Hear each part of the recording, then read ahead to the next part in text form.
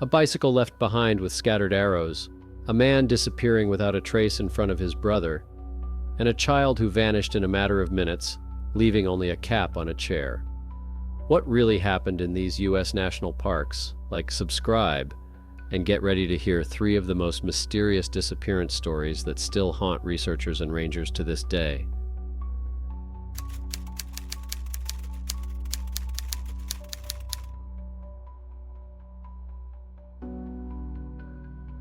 In the spring of 2017, Olympic National Park in Washington State was at the center of a mysterious incident that caused a public outcry. A young tourist, 22-year-old Jacob Gray from Santa Cruz, California, disappeared without a trace during a solo bike trip. The consequences of this incident remained an unsolved mystery for a long time, both for Jacob's family and for local authorities. Jacob was well prepared for long trips. He had been into cycling, hiking, and camping since he was young. According to his family, he was physically fit, mentally strong, and really into nature, wanting to be one with it. In early April 2017, Jacob decided to embark on a long journey through Olympic National Park. His route took him along little-traveled roads and forest trails, along rivers and hills where tourists rarely venture. On April 5th, Jacob arrived in the small town of Port Townsend, where he made his last necessary purchases, replenished his supplies, and clarified his route.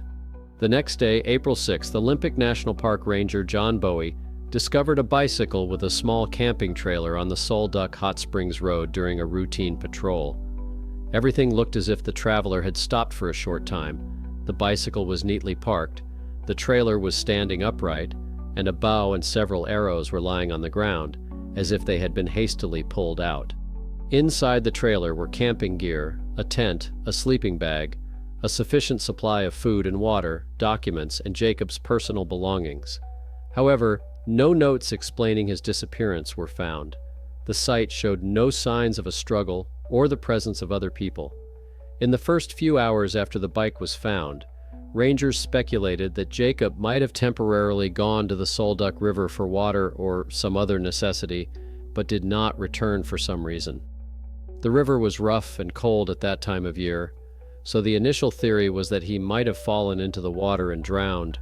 However, a detailed search of the riverbanks and riverbed revealed no traces, no personal belongings, clothing, or any signs of a fall or tragedy were found.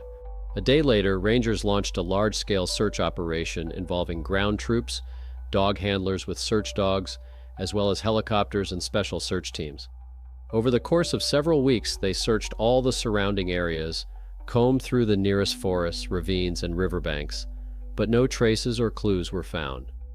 The questions only grew. Why did Jacob leave his trailer with all his necessary equipment and provisions and set off on foot in an unknown direction? The investigation gradually reached a dead end. Jacob's family, especially his father, Randy Gray, actively participated in the search, distributing flyers, organizing volunteer groups, and constantly asking local residents for help.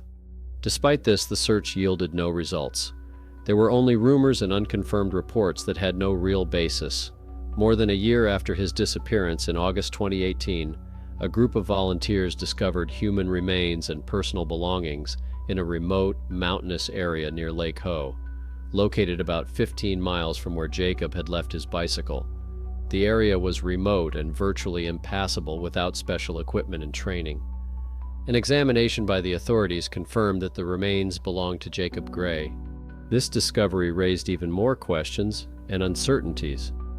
How and why did Jacob end up so far from his original location? Why did he venture into such a difficult mountainous area without the necessary supplies and clothing, leaving everything behind with his bicycle? There were no signs of a struggle or violence at the site where the remains were found. Investigators considered hypothermia, trauma, or exhaustion to be the most likely causes of death, but the exact cause could not be determined due to the poor condition of the remains and the time that had elapsed since his death. Among the theories discussed in the media and among the local population were some very unusual ones, including theories about cryptids such as Bigfoot. Legends about a mysterious humanoid creature are widespread in the northwestern United States, and some mystics linked the strange details of the disappearance, such as scattered arrows and a discarded bow, to such an encounter. Of course, law enforcement had no evidence to support such claims, and official investigators did not take these hypotheses seriously. But such talk regularly appeared in discussions of this mysterious case. Jacob's father, Randy Gray, is still trying to find a rational explanation for what happened. He believes that his son may have either overestimated his strength by going into the mountains without the necessary supplies, or tried to make a quick escape from some kind of threat, leaving all his equipment behind. But what exactly could have frightened Jacob and caused him to act so illogically remains unknown. A small memorial plaque has been erected in Olympic National Park in memory of Jacob Gray. This tragedy has been added to the list of the most mysterious disappearances, reminding us how dangerous and unpredictable the wilderness can be, even for experienced hikers. Jacob's story is a sobering reminder to many travelers of the need to always exercise extreme caution, and remember that even a momentary loss of bearings or a sudden change in weather conditions can have tragic consequences. Despite the closure of the official investigation, there are still many more questions than answers. What exactly happened to Jacob Gray in those April days of 2017? Why did he leave his belongings behind and head into a dangerous mountainous area for no apparent reason? Nature took the answers to these questions with it, leaving behind only a sad mystery that continues to puzzle researchers, journalists, and ordinary people interested in unsolved mysteries of disappearances.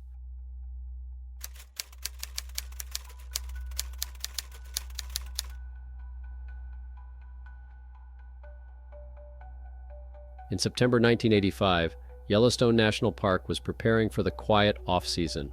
The summer tourist rush had subsided, and the first cold nights were a reminder of the approaching fall. During this quiet time, two brothers, 34-year-old Jonathan Hill and his younger brother Marcus, 30, decided to spend a day hiking the relatively unvisited Granite Crest Trail, a trail leading from Mammoth Creek Gorge through rocky slopes to the park's western plateau. Jonathan, a geologist by training, often traveled with a backpack full of topographic maps, a compass, and photographic equipment.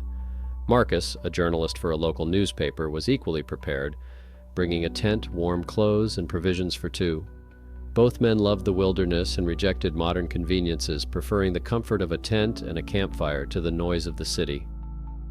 Their route was planned for 12 miles in one go, with a plan to camp only if necessary.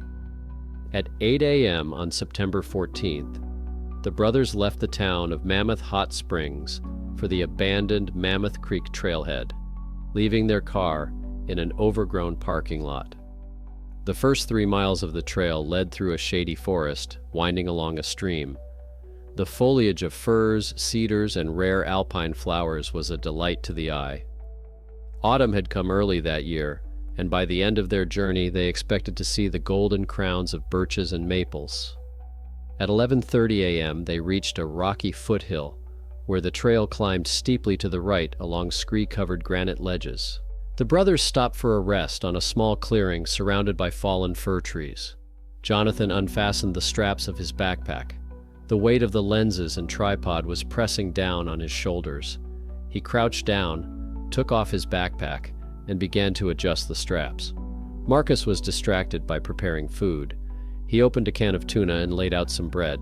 When he looked up a minute later, his brother was gone. Marcus stood up and looked around. There was no rustling of branches, no shadow of a person, no movement among the trees. Jonathan's backpack lay in front of him, placed neatly on the ground as if he had simply stood up and walked away for a moment. Only the backpack and scattered pine cones remained where Jonathan had been sitting. Marcus shouted his brother's name several times, then rushed back and forth along the trail, peering into the undergrowth. The area was softly lit by the midday sun. Not a drop of rain or sound of water nearby broke the silence except for the muffled sound of the wind in the treetops. There was no sign of a struggle, no scrap of fabric, no scattered belongings. At 12 o'clock, Marcus reached the trailhead and reported what had happened to the park rangers. That same day, 2 groups of rangers and volunteers began combing the area, from the lower ravines to the rocky slopes. Dogs trained to search for people picked up a faint scent from the backpack lying on the ground and followed the trail uphill. But when they reached the rocky ridge, the trail disappeared. Rescuers searched the entire slope, checking every ledge, but by evening they had found no sign of the missing man. On the second day, a helicopter joined the search. The crew surveyed the plateau from the air. Visibility was up to 2 miles, but the flat surface looked like a uniform carpet of pine needles. No backpack, no human silhouette. As the clouds lowered, the flights were canceled, and ground teams continued to search the forest. By the third day, the search covered a radius of 2 miles from the point of disappearance. They searched every ravine, stream, and overhanging ledge. The temperature at night dropped to +3 degrees C, but the rescuers worked in their uniforms while Jonathan was probably dressed too lightly. There were no signs of a fire, an emergency camp scattered food or notes. A little over a week passed. Cold days set in, and the first frosts appeared. The search slowly shifted to reconnaissance and monitoring mode. Rescuers noticed that for some reason, there were never any tents or traces of tourists in the highest parts of the ridge, even though climbers sometimes ascended to the glacial cirques in the summer. And then, on the 14th day, when most of the teams were already preparing to end their active search due to the risk of frostbite and snowfall, one of the field teams headed for the climbing ledges of the eastern cliff. The group members, experienced rock climbers, climbed ropes to a small ledge at the edge of a cliff approximately 520 feet high. There, on a smooth granite slab, they found Jonathan's flask. The flask lay at the very edge of the plateau, but there were no traces of dirt, blood, or damage. All around was scattered dry granite dust and a few dried pine needles. The rescuers were puzzled. How could Jonathan have gotten there without climbing equipment and left his flask by a fallen pine tree on the trail? On their way up, the rescuers saw no traces of boots. The granite surface was immaculately clean, barely touched by the first snow. There were no footprints or fragments of rock where someone could have placed a safety device. The only thing they found were thin scratches resembling a carabiner worn down by a rope. Investigators' versions were an accident. It was assumed that Jonathan slipped off the trail, hit a rock, and lost consciousness. Then his belongings were swept to the edge of the cliff, but he was nowhere to be found. However, the body would have been discovered, and there would have been traces of injury and blood on the backpack. Another version was animals. They considered that a bear could have dragged away his belongings. But large predators rarely carry their prey to such heights, and paw prints would have been left on the rock. His brother was also thoroughly questioned, as he may have been hiding something, but the possibility of him being kidnapped by his own brother and other tourists seemed far-fetched and without any evidence. The anomalous version was close in all respects. The man disappeared, leaving behind only his backpack and his canteen, which was found in a place he could not have physically reached. But officially, no paranormal hypotheses are accepted. The National Park Service report states, after 14 days of continuous searching, he is missing. The only personal items found were Jonathan Hill's backpack and canteen, discovered on an alpine ledge that was impossible to reach without specialized equipment. The investigation revealed no signs of foul play or an accident with standard consequences. No body or other evidence has been found. The case has been closed.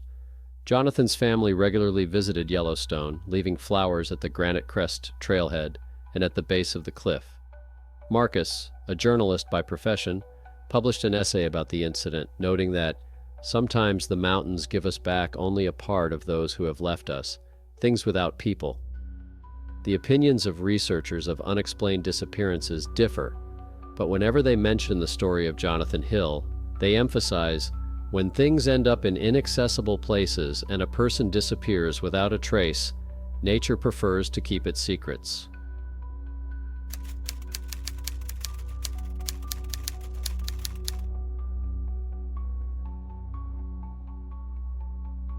In July 1999, Shenandoah National Park in Virginia was crowded with tourists, seeking a short respite from the hustle and bustle of the city.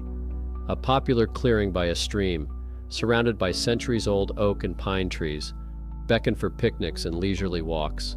It was to this very clearing that the Thompson family arrived, Father Michael, 35, Mother Lisa, 33, and their 8-year-old son, Jacob.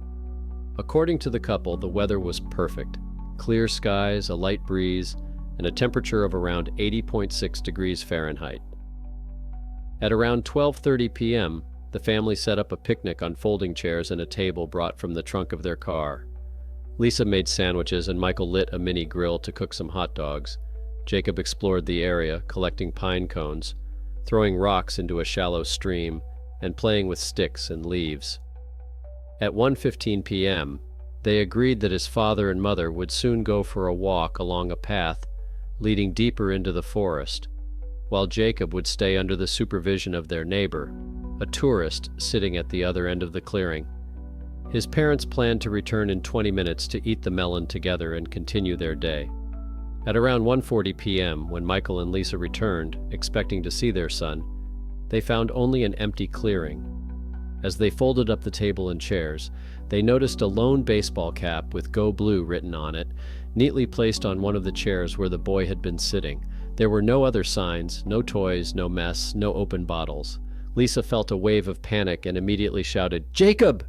But the echo of their voices faded into the noise of the forest. Michael instantly rushed to the edge of the clearing, where he could see a stream through the bushes and low trees. Perhaps the boy had slipped or been frightened by something, but there was no trace of him. The parents then called for help from nearby tourists who, recognizing the baseball cap, joined the search. A couple of tourists thought they saw a small figure moving away toward the forest, but they weren't sure. Maybe they just imagined it. Park rangers arrived on the scene half an hour after the alarm was raised. They organized a search around the perimeter. 3 groups combed through the thicket, calling out the boy's name. By evening, additional forces were called in to help with the search, including service dogs, and volunteers from a neighboring county also rushed to help. For 4 days, the group searched within a mile radius of the clearing, and rescue divers checked the stair-like ledges and steep cliffs near the stream, but to no avail. By the end of the 5th day, heavy rains began. The downpours accumulated water in the mountains, and the forest floor turned into a soft lawn of mud and fallen leaves. Branches fell, streams swelled, and hollow screams could be heard. The rainy night intensified the fear of everyone searching for Jacob, but even in bad weather, the rangers continued to search the forest. The dogs lost the scent in the mud, and the trails changed due to the water flows. On the 7th day of the search, when the rains had subsided, one of the ranger teams found the boy's shirt stuck on a branch of a low oak tree on the trail, about 2 miles from the picnic area. It was a t-shirt with a bright dinosaur print that Jacob loved to wear. Nearby were pieces of mud and footprints, possibly from boots, but nothing that clearly indicated that the boy had passed through that spot. The shirt's short sleeves were slightly torn, and there were stains on the fabric that were later identified in the lab as a mixture of rainwater and wet soil, but not blood. Finding the shirt gave the searchers a brief glimmer of hope. Perhaps Jacob had been walking toward the stream, lost his way, taken off his dirty shirt, and continued on. However, that same day proved that there were no traces of him further along the route. No footprints, no fallen items. The forest there was fairly open, a small path that tourists rarely use, but if someone wanders along it, there would be at least some shoe prints. Since the rain had stopped, the tracks should have been preserved, but not a single pair of soles was found. At the request of the family, dog handlers with more sensitive dogs arrived at the park and searched the area, but if the boy had been alive, they would probably have spotted him, especially since his clothes were quite bright. Jacob's relatives, who had arrived from home, registered their contact details with the rangers and asked them to search the forest, but the days passed and the boy was not found. 10 days after his disappearance, the park officially announced the suspension of the active search phase.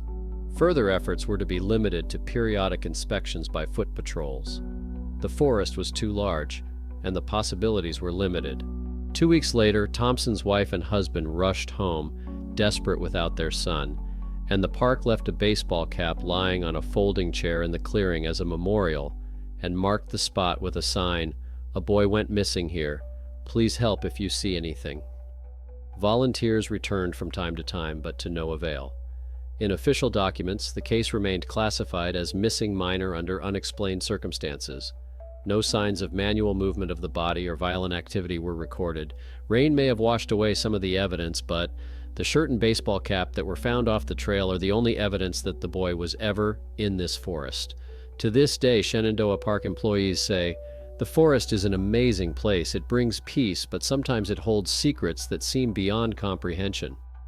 The disappearance of Jacob Thompson in 1999 is often mentioned alongside other mysterious disappearances, where people vanish without a trace on well-trodden trails with a sufficient flow of visitors.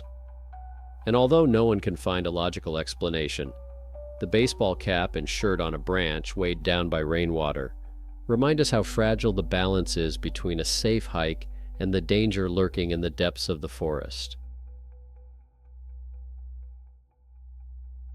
These stories remind us how unpredictable nature can be and how easily a person can find themselves alone with the unknown. Take care of yourselves, be careful, and remember, the secrets of wild places are far from being fully revealed. Like, subscribe, and comment below to share your thoughts on these mysterious disappearances. See you in the next video.